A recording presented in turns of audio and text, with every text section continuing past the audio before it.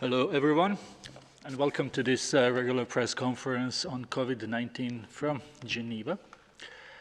We have today with us, as most of the days, Dr. Tedros, WHO Director General, Dr. Mike Ryan, and Dr. Maria Van Kerkhove, who will help to answer your questions. Journalists will be able to ask questions by clicking on Raise Hand, those who are on Zoom. We have almost 400 journalists online, so let's try to have one question per person and try to be brief. We will have to end this press conference by 6:30 Geneva time, so I will give floor immediately to Dr. Tedros.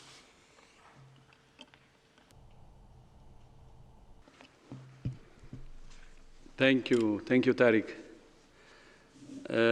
Good morning, good afternoon, and good evening. Tomorrow marks 100 days since WHO was notified of the first cases of pneumonia with unknown cause from China. It's incredible to reflect on how dramatically the world has changed in such a short period of time. Today, I would like to give an overview of what WHO has done in the past 100 days and what we will be doing in the near future to alleviate suffering and save lives. On the 1st of January, just hours after we were notified of the first cases, WHO activated its incident management support team to coordinate our response at headquarters, regional, and country level. On the 5th of January, WHO officially notified all member states of this new outbreak and published a disease outbreak news on our website. On the 10th of January, we issued a comprehensive package of guidance to countries on how to detect, test, and manage potential cases and protect health workers. On the same day, we convened our strategic and technical advisory group on infectious hazards to review the situation. We have been engaging with journalists since the beginning, responding to media inquiries around the clock. We convened the emergency committee on the 22nd of January, and again a week later, after the first cases of human-to-human transmission were reported outside China, and declared a public health emergency of international concern, our highest level of alarm. At the time, there were 98 cases outside China and no deaths. In February, an international team of experts from Canada, China, Germany, Japan, the Republic of Korea, Nigeria, the Russian Federation, Singapore, and the United States of America visited affected provinces in China to learn more about the virus, the outbreak and the response, and to glean lessons for the rest of the world. In early February, the United Nations Crisis Management Team was activated after we discussed with Secretary General Antonio Guterres to coordinate the entire machinery of the UN to support countries as effectively as possible. Since then, we have been working day and night in 5 key areas. First, we have worked to support countries in building their capacity to prepare and respond. Through WHO's network of 6 regional offices and 150 country offices, we have worked closely with governments around the world to prepare their health systems for COVID-19 and to respond when cases arrive.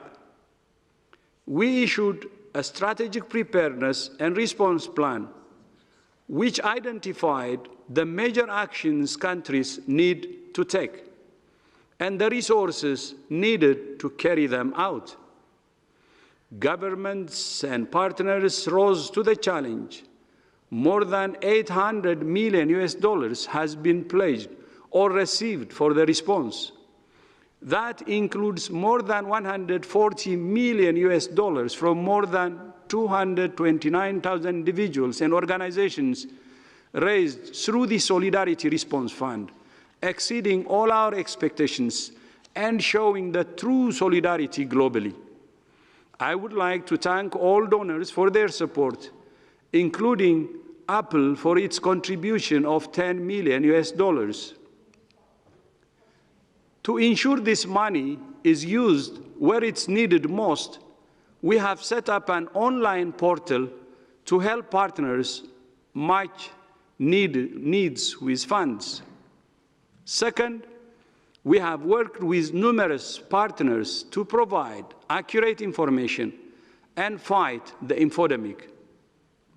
We have published 50 pieces of technical guidance for the public, health workers, and countries, providing evidence-based advice on every element of the response. We activated our global expert networks to tap the world's leading epidemiologists, clinicians, social scientists, statisticians, virologists, risk communicators, and others to make our response truly global and to capture all the support we need from all over the world, from WHO experts and from other experts in many of the institutions we have globally. Our EpiWin team has adapted our advice for individuals and communities, health workers, employers and workers, faith-based organizations, and more about how to protect themselves and others. Through our daily situation reports and these regular press briefings, we have kept the world informed about the latest data, information, and evidence. We have held regular briefings with our member states to answer their questions and learn from their experiences. We have worked with numerous media and tech companies, including the Facebook, Google, Instagram, LinkedIn, Messenger, Pinterest, Snapchat, Tencent, TikTok, Twitter, Viber, WhatsApp, YouTube, and more to counter myth and misinformation with reliable, evidence-based advice. The WhatsApp chatbot now has more than 12 million followers and is available in 7 languages, including Hindi and Portuguese, which are launching today. The Viber chatbot has more than 2 million followers in 3 languages and 4 more to launch next week, reaching out to the citizens of the world, the person in the street, informing them about the latest information we have. Just in the past 2 days, we convened an online workshop to crowdsource ideas from over 600 experts, institutions, and individuals on ways to combat the infodemic.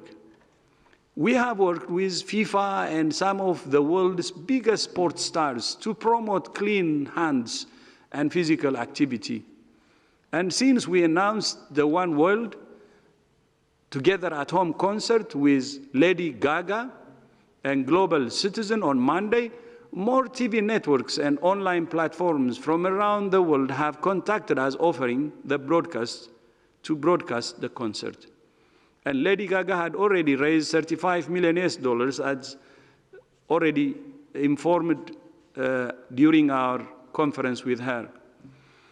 Third, we're working hard to ensure supplies of essential medical equipment for frontline health workers. So far, we have shipped more than 2 million items of personal protective equipment to 133 countries, and we're preparing to ship another 2 million items in the coming weeks. We have sent more than 1 million diagnostic tests to 126 countries in all regions, and we are sourcing more. But we know much more is needed. This is not enough. So we're working with the International Chamber of Commerce, the World Economic Forum, and others in the private sector to ramp up the production and distribution of essential medical supplies. Today, we're launching the UN COVID-19 Supply Chain Task Force to dramatically scale up the supply of these life-saving tools and match supply with needs. And I would like to use this opportunity to thank the Secretary General, Antonio Guterres, for bringing all the UN agencies to contribute to the supply chain task force. Fourth, we're working to train and mobilize health workers. More than 1.2 million people have enrolled in 6 courses in 43 languages on our openwho.org platform. Our target is to train tens of millions. And we have all the readiness to train tens of millions, hundreds of millions. Experts have been deployed around the world through WHO's Global Outbreak Alert and Response Network and our Emergency Medical Teams platform. And fifth, we have accelerated research and development. In February, early February, we brought more than 400 of the world's leading researchers together to identify and accelerate research priorities. We launched the Solidarity Trial with more than 90 countries globally working together to find effective therapeutics as soon as possible. To better understand the transmission, epidemiology, and clinical features of the virus, we have developed research protocols that are being used in more than 40 countries in a coordinated way. We're working with FIND to accelerate development and access to diagnostics. Today, 130 scientists, funders, and manufacturers from around the world have signed a statement committing to work with WHO to speed the development of a vaccine against COVID-19. Of course, WHO is not alone. UN is not alone. Every day, we work with thousands of partners in the government, academia, the private sector, civil society, and more. There are many, many other things WHO has done in the past 100 days that I haven't mentioned. These 5 pillars will continue to be the foundation of our work. In the coming days, WHO will be releasing an updated strategy and a revised strategic preparedness and response plan with an estimate of the financial needs for the next phase of the response. Throughout, our focus has been on working with countries and with partners to bring the world together to confront this common threat together. We're especially concerned with protecting the world's poorest and most vulnerable, not just in the poorest countries, but in all countries.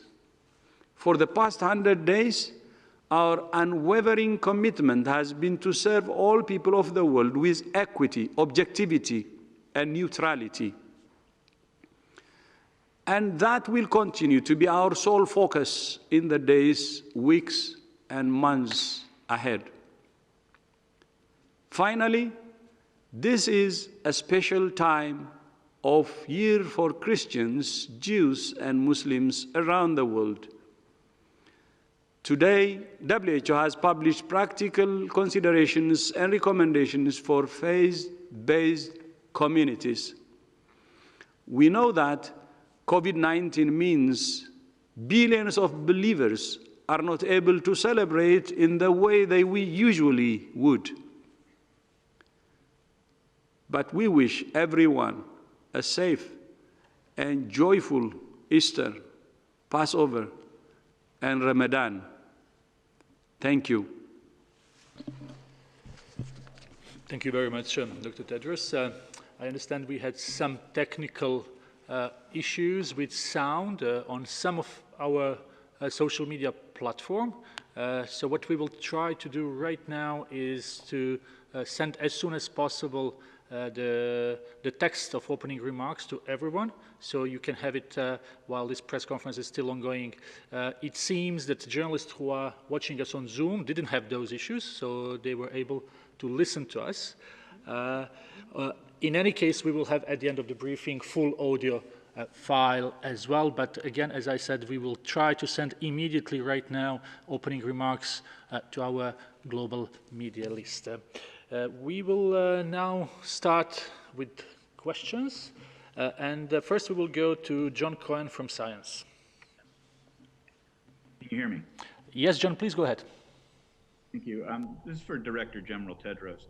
I'd like to get your response to President Trump's threat yesterday to cut funding to WHO, and specifically to the 3 complaints he had, which were that WHO criticized the travel ban to China, and that WHO could have called this earlier and probably did know, he said, and also that WHO was very China-centric.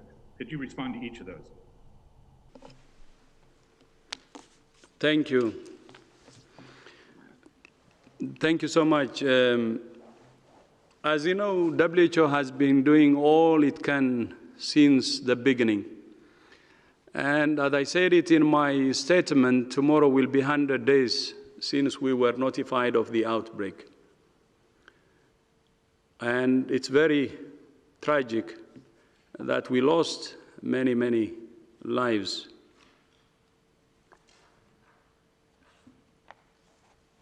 But from the situation we have now, not only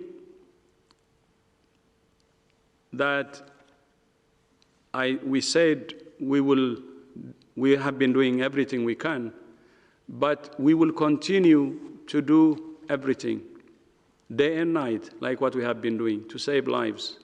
We don't want to waste time.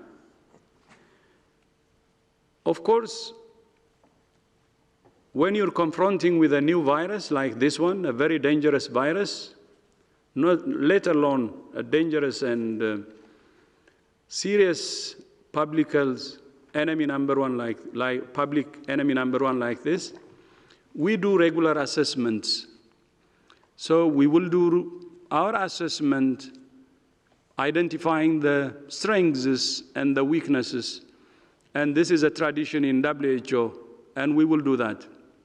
This is what we call the after-action review.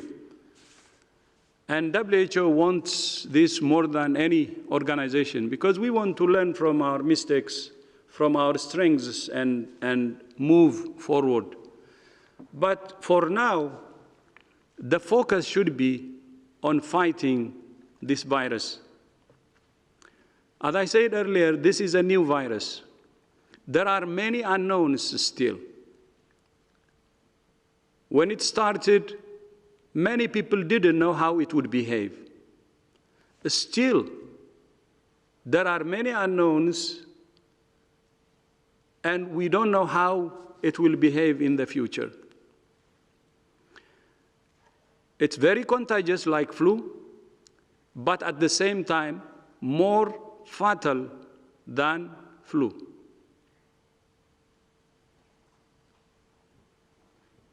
And if you remember, that's why on February 11, we called it public enemy number one. This is 12, 13 days after we declared the global emergency. I will suggest 2 things to the world. Number one, at national level, we should be able to work across party lines, across phases, across other differences that we have, across ideology.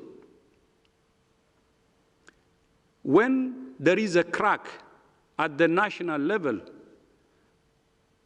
between political parties, between religious groups, or between other groups, that's when the virus gets a crack that it can exploit and defeat us. So number one is the national unity. working across party lines. I was a politician. I know how difficult this could be. I know it. Although it's difficult, it's the right thing to do. At the end of the day, the people belongs to all political parties. The focus of all political parties should be to save their people. Please don't politicize this virus. It exploits the differences you have at the national level. If you want to be exploited, and if you want to have many more body bags, then you do it.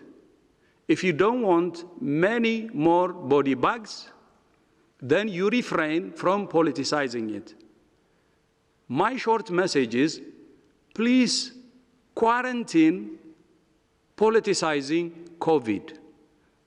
The unity of your country will be very important to defeat this dangerous virus. Without unity, we assure you, even any country that may have a better system will be in trouble and more crisis. That's our message. Unity at national level, no politicizing, no need to use COVID to score political punches. No need. You have many other ways to prove yourselves. This is not the one to use for politics. It's like playing with fire. So more than ever before, national unity is important if we care about our people, if we care about our citizens. Please work across party lines, across ideology, across beliefs, across any differences for that matter. We need to behave. That's how we can defeat this virus. Second, global solidarity is very important. When national unity succeeds, global solidarity will be easier to form. I will tell you a story. This is in the 1960s, 1967, if I am not wrong, when the eradication of smallpox was launched, when the eradication of smallpox was declared. I was 2 years old because I was born in 1965. The former USSR and United States came together and agreed to eradicate smallpox and brought the whole world together with them. Do you remember that it was a Cold War era at that time? During the Cold War, the two nations, the former USSR and United States, came together to fight smallpox. It was killing 2 million people annually. 15 million infections annually. The world could not tolerate that kind of disaster. And even during the Cold War, the two powers agreed to fight smallpox together and brought the rest of the world together. Smallpox was eradicated in 10 years from then. And now, the United States and China should come together and fight this dangerous enemy. They should come together to fight it. And the rest of G20 should come together to fight it. And the rest of the world should come together to fight it. This virus is dangerous. We said it many times. It has the elements of a flu, very contagious, and it has the elements of SARS, fatal. We will have many body bags in front of us if we don't behave. When there are cracks at national level and global level, that's when the virus succeeds. For God's sake, we have lost more than 60,000 citizens of the world. Even 1% is precious, whether it's young or old. More than 1 million cases. What are we doing? Is this not enough? It's more than enough.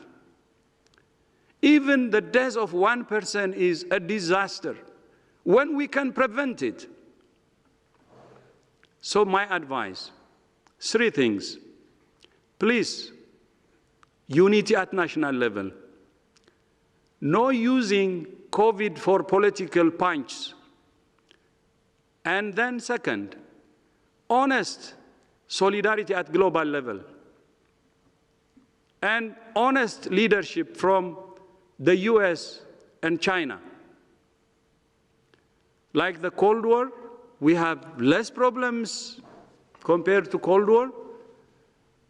Those who have differences should join hands to fight it.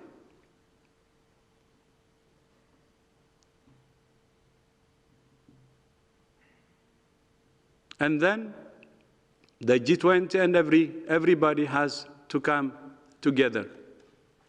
And the third, please, if you agree to the 2 means, please quarantine politicizing COVID. Quarantine politicizing COVID. That's the way if we want to win.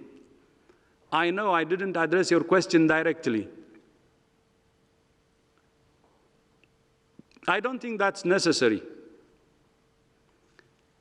We shouldn't waste time pointing fingers. We need time to unite.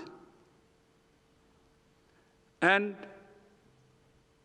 what I'm saying is not in vain. I have seen leaders who are preaching about this, many leaders for the last 3 months. I'm just joining them. And we can make it. Let's unite. Let's unite. Unity is the only option to defeat this virus. Lack of unity, please prepare. If you don't believe in unity and don't do unity, please prepare for the worst to come. The worst is yet to come if we don't rush to ensure the unity. Thank you. Thank you very much, Dr. Tedros. I hope this clear message answers the question from John Cohen from Science. We will go to the next journalist. That's Michael, who is a contributor to CNN. Michael, can you hear us? I can hear you. Can you hear me? Yes, please go ahead. Thank you for taking my question. Without referencing the criticism from President Trump, you've already dealt with that, but I did want to ask Director General, sir, that when doing so in the midst of an unprecedented global emergency, when you do get criticism from world leaders, and perhaps President Trump won't be the last, does that really create a setback for you? I mean, I think we can argue that moral suasion, your moral authority is one of the most powerful, if not most powerful tools you have. But when that is eroded, does it make it more difficult for you to operate and save lives? And just very quickly, from the beginning, I remember you've been advocating travel and trade restrictions, and governments seem to have been ignoring that to a very big degree. Even here in Canada, we now have interprovincial restrictions. So if that happens, does that chip away at your moral authority? Thank you very much. I know that I'm just an individual. Tedros is a dot in the whole universe. Issues targeted at me personally, I don't mind. I prefer to really focus on saving lives. I said it many times. We're losing people. Why would I care about being attacked when people are dying? Compare the two.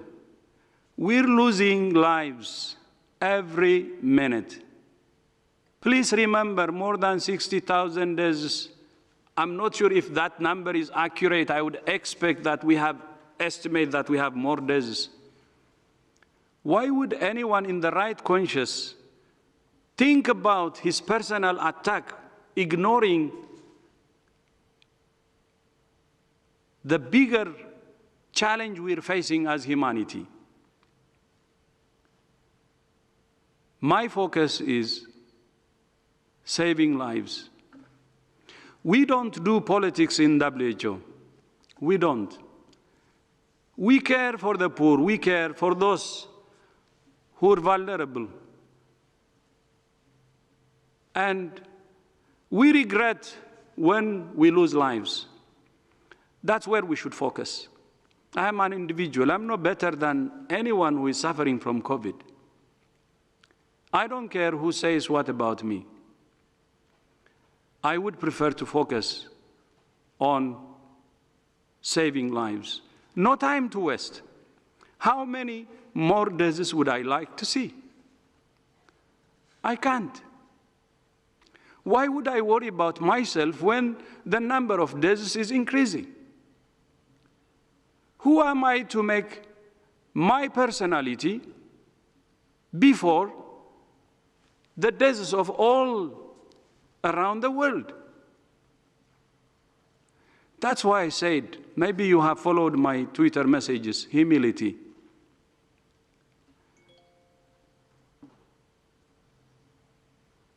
And compassion. And care. And big heart for those who are suffering and for the families who have lost their loved ones.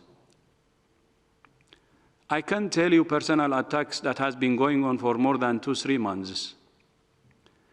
Abuses,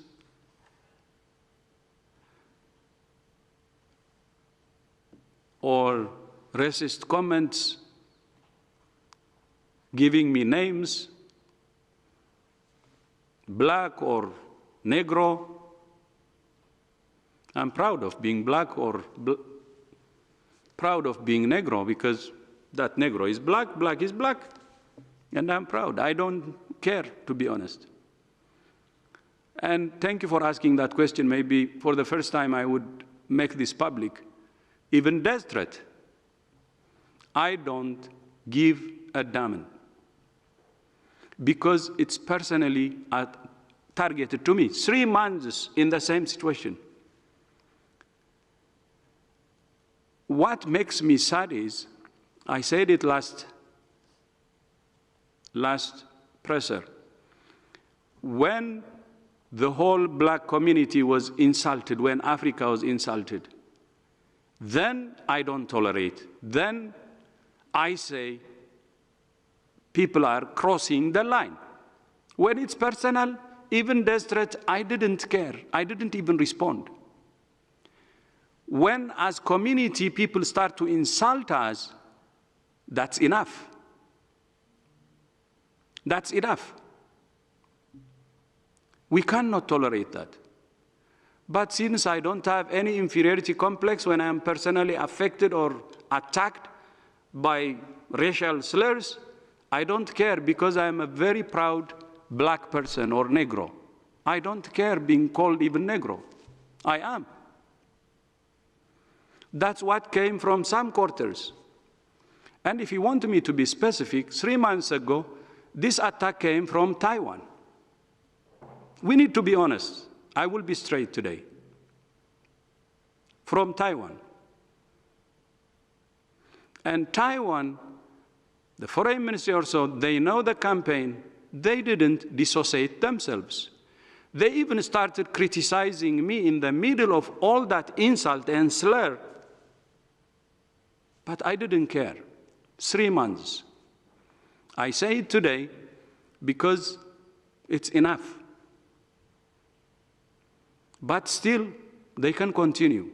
I don't care. Because what I care is when humanity is insulted, when we don't care, when we have more than 60,000 body bags. I care when the crosses are lined and when black community is insulted as community. So it's not personal. I tolerated 3 months and I can tolerate 3 years, 30 years, 300 years. No problem if it's personal, if it's targeted to Tedros. But I assure you, we will do everything right in WHO. We will do everything that we can to serve humanity. We will do everything that will help us to have no regrets at all. But in that process, we may make mistakes. We're not angels. We are human beings. So we make mistakes like other human beings. That's why I said we will do assessment, we will see our weaknesses, we will see our strengths. Let's care about each and every individual, the human being. And I will repeat again, we need national unity. Unity across party lines. Let's not use this COVID to attack party or another opponent. We need global solidarity. The most powerful should lead the way. And please quarantine COVID politics. That's what we want. We don't care about personal attack. We don't. We care about the life passing every single minute unnecessarily because we couldn't unite to fight this virus and because we're not understanding the power of unity to fight a common enemy. There is a very clear line, a fight between humanity and this virus. That's it. That's what we should use to fight and win. Thank you. Thank you very much. Talking about countries that are struggling, we will go to Yemen now to hear from Aziz from Yemen National Radio. Aziz, can you hear us? Yes, I did. Hi, how are you? Thank you for taking my question. I don't know where to start, but let's talk about Yemen for an instant. What's the plan going there? What's going on? I've reached to the envoy, and it was very hard. Numbers are not correct. Emails are not correct. The page that sourced the information for the citizens actually is written as shopping for motorcycles. So it's such a lot of effort that has been made by the WHO, but it's kind of not realistic for Yemen to have no cases at all, or maybe the Yemenis have some genetics that works for this. So can you tell me more about the plan that is implemented in Yemen, and how is it 27 million, around 27 million, and only 600 tests are available? Thank you, Aziz. Thank you for the question. Maybe Dr. Ryan has some information about Yemen. We'll certainly provide more, but Dr. Altaf Buzani is our country representative there. Altaf is a highly experienced public health leader, previously worked in Iraq, and he's working very closely with Lisa Grande, the UN humanitarian coordinator there. Yemen, as you know, and again, my sympathies for the people in every part of Yemen. The population and the people of Yemen have been to hell and back in the last number of years, both in terms of the destruction of health infrastructure, large outbreaks, including cholera, as we've seen over the last number of years. And WHO has been there with our partners, and we have stood with the people of Yemen, wherever they are in Yemen, to provide essential health services, the provider of last resort, trauma and clinical management pathways, mobile clinics, vaccination, and now surveillance and response for COVID-19.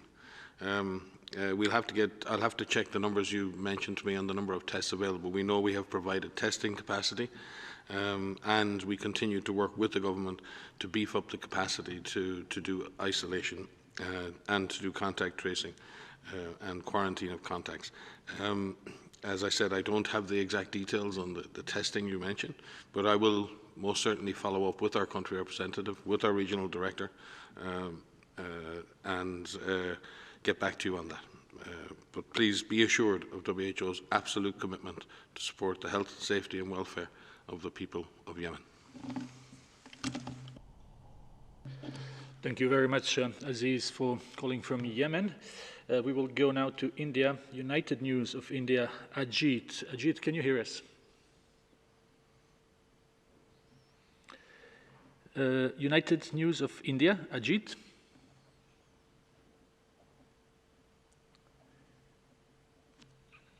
I'm afraid we don't have. Let me try one more time. Yes, Ajit, can you hear us now? Yeah. Can you hear me now? Yes, please go ahead. Sorry for this. My question is that, is there any evidence of pets getting infected with COVID-19? And is there any guideline in queue for that? Thank you very much, Ajit. This is the question that we get quite often, and it's good for Maria to get an answer. So thank you for the question. I just first want to say I'm immensely proud to be sitting up here with Dr. Tedros and Dr. Ryan every day and talking to you. With regards to pets, so yes, we are aware of some pets being infected in households of confirmed cases. So we're aware of 2 dogs that have been infected in Hong Kong, a cat in Belgium, and we've heard recently the reports of a tiger at the Bronx Zoo. There are several groups that are conducting investigations in animals to really understand how pets are infected. It seems like they are infected from their owners who are infected. There was one study that was done in Wuhan of cats, which we are aware of, that was conducted before and after the outbreak, and found that cats can be infected with this virus. We're working very closely with our partner agencies at FAO and OIE to really look more in depth at the role of pets. We don't believe that they're playing a role in transmission, but we think that they may be able to be infected from an infected person. And so they're not a major driver playing a major role in transmission in COVID-19 outbreak. And may I just add, it's extremely important that as people worry and have concerns about sources of transmission, that we refrain from any act of cruelty to animals. They're beings in their own right, and they deserve to be treated with kindness and respect. And they are our victims like the rest of us. So until we know more, it's very important that people, as Maria said, understand that they're likely to be co-infected with us. There is no evidence at this point that they infect human beings, and it's really important that we remain respectful and kind to those animals that share our lives. Thank you very much. There are lots of questions that will remain unanswered for today, but we will definitely have other opportunities. We will conclude this press briefing here as Director General has another call to go to. We thank everyone for being with us today. We apologize for technical issues. Director General, you have time for? Okay, so Director General wants to take a few more questions. So can we then go to Sky, please? Do we have Deborah from Sky? Yes. Please go ahead. Can you hear me? Yes, Deborah, please go ahead. Thank you so much for the opportunity. Hold on a second. Director General, obviously you've been asked quite significantly about the comments made by President Trump yesterday, but could you just address the specific concern? It's not just been raised by President Trump, but also by officials privately in the West, including in the UK, a concern that maybe you're a bit too close to China. China supported your appointment when you ran to be Director General, and that perhaps coloured your approach, coloured your view when you were initially in the early stages responding to the crisis in Wuhan, and perhaps you weren't questioning enough of the assurances being given by the Chinese authorities and their figures, their statistics, the fact that their statistics in terms even now of the death rate are so different to, for example, in the United States. How do you respond to that, please? Yeah, thank you.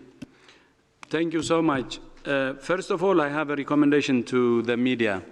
When I say we have to quarantine politicizing, I have to also recognize the role of the media in some countries, adding fuel to the fire and politicizing too. Please mobilize the whole world to fight against a common enemy, an invisible enemy. That's number one. And coming to the question you said, we're close to every nation. We're colorblind. We're, what do you call it, wells blind. We don't see. For us, rich and poor is the same. For us, weak and strong is the same. For us, small and big is the same. For us, people who are in the south or in the north, east or west are the same. I will tell you a story. When I appointed my chief nursing officer of the whole wide world, I picked her from a country called Cook Island. Then people started criticizing me. And I said, what happened? What is this Cook Island? Is it Thomas Cook, the company, or what Cook? On one hand, it could be arrogance. On the other hand, it could be ignorance. Ignorance could be okay, you can correct it. But I was so sad when I saw arrogance in it. The arrogance part is people didn't want to have a chief nursing officer of the whole wide world from a small country like Cook Island, which is only 10,000, a chief nursing officer. But my belief is talent is universal. Opportunity is not. You can find the most talented person from a country with a population of 11,000 like Cook Island, or 10,000. So we work with Cook Island, 10,000 population. We work with China, 1.4 billion population. We were criticized for the 10,000. Is it because Cook Island influenced us? Using what? And China using what? We see everybody equally.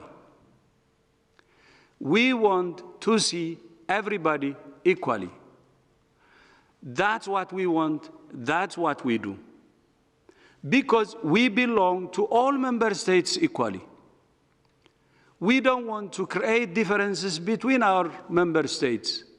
We would like to see all of them through a very similar principle, identical. I hope the Cook Island story will tell you loads and loads. So we respect every nation. We work with every nation. We try to understand the problems with every nation. We try to help them understand the root cause of the challenges, and help them. The most important thing is that. And we see the whole world equally. And I assure you of that.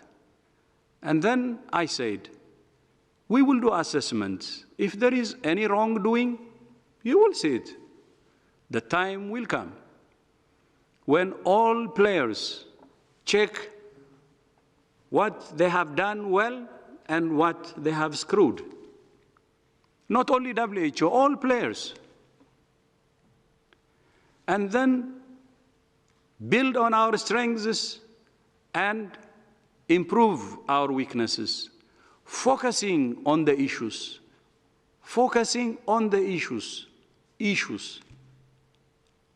and making this world a better world. So the most important message now is, let's fight hard.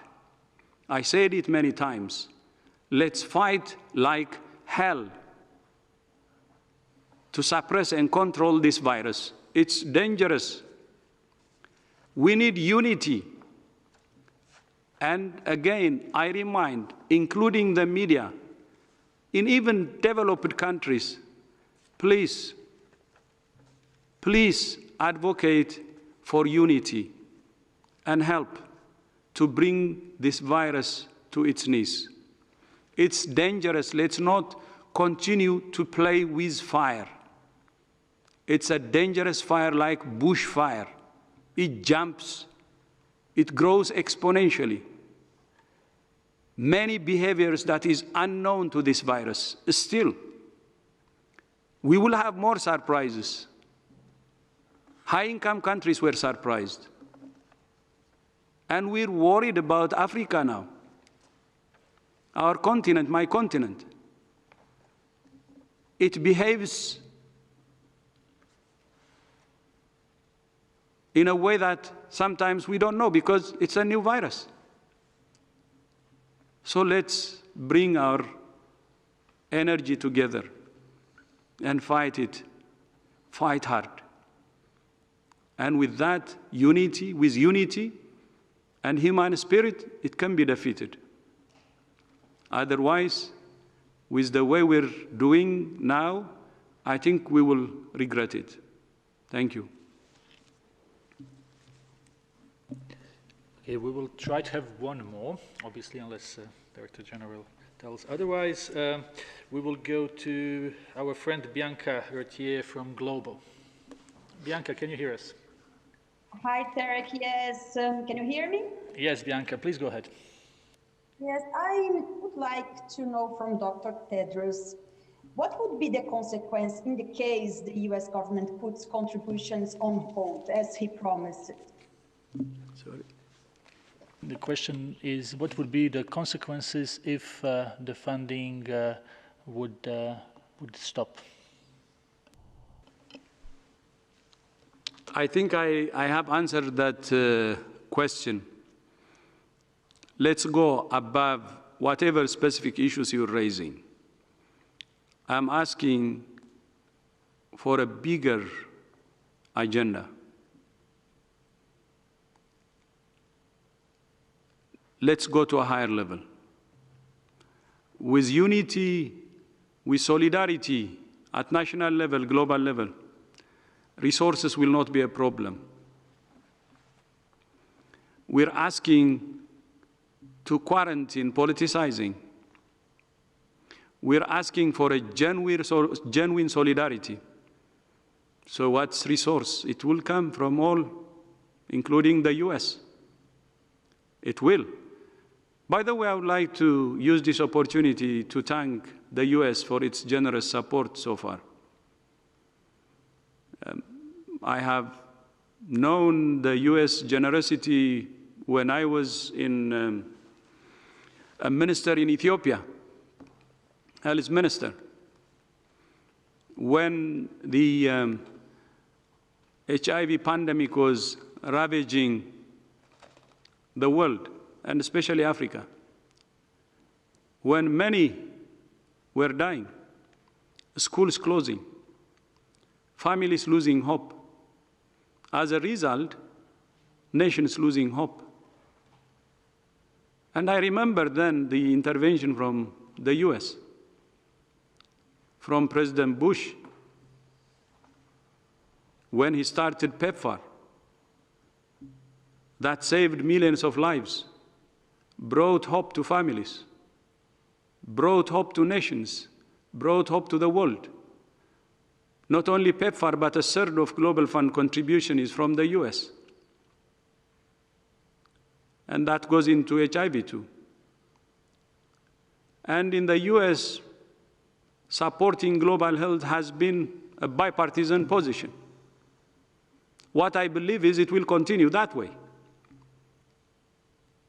because I have seen it at country level working well, and global level also working well. So that's what I believe. US will continue to contribute its share. Other countries will do the same. And my experience has always been a bipartisan position. And that's what I expect now. But I use this opportunity to thank and appreciate the people and government of the US for their generous support. And we're very grateful for that, and the world is grateful. And the world is getting smaller and smaller. We need more solidarity and unity more than ever before. It has come, the need for solidarity has come even more important than ever before. Anything that starts in one place affects the whole world.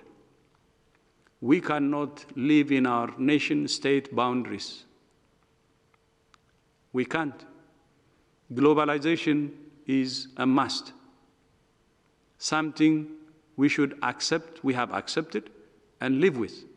But that means interdependence and helping each other. And that's what I see in the US, what I hope and believe also will continue to be the case. I thank you. Thank you, Director General.